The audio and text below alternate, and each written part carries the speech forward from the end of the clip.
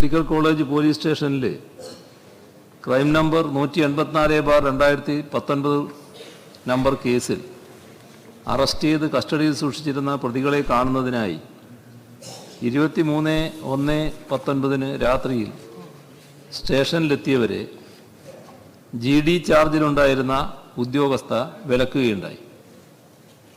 കാണാനുള്ള അനുമതി നിഷേധിച്ചതിനെ തുടർന്ന് കൂടുതൽ പേർ സ്റ്റേഷന് മുന്നിൽ തടിച്ചുകൂടുകയും മുദ്രാവാക്യങ്ങൾ മുഴക്കുകയും ചെയ്തു.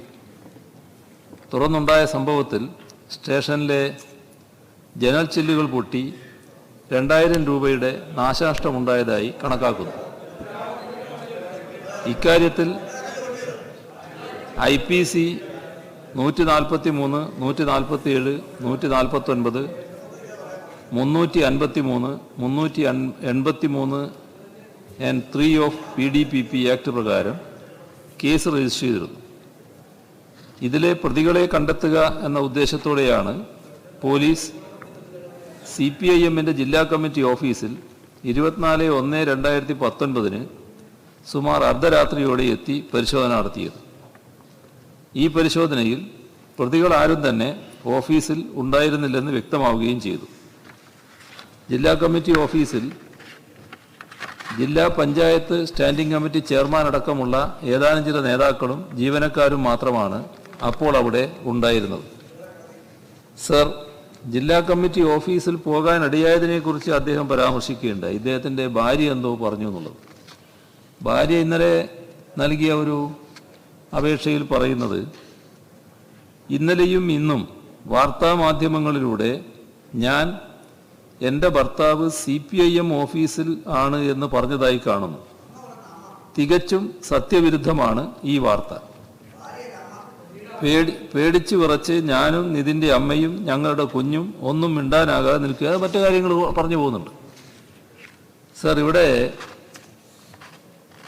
നമ്മുടെ നാട്ടിൽ രാഷ്ട്രീയ പാർട്ടികളുടെ ഓഫീസുകൾ സാധാരണ രീതിയിൽ ഇത്തരം പരിശോധനയ്ക്ക് വിധേയമാക്കാറില്ല. ജനാധിപത്യ സമൂഹത്തിൻ്റെ അടിസ്ഥാന ശിലകളിൽ ഒന്നാണ് രാഷ്ട്രീയ പാർട്ടികൾക്ക് സ്വതന്ത്രമായ പ്രവർത്തനം അനുവദിക്കുന്നത്.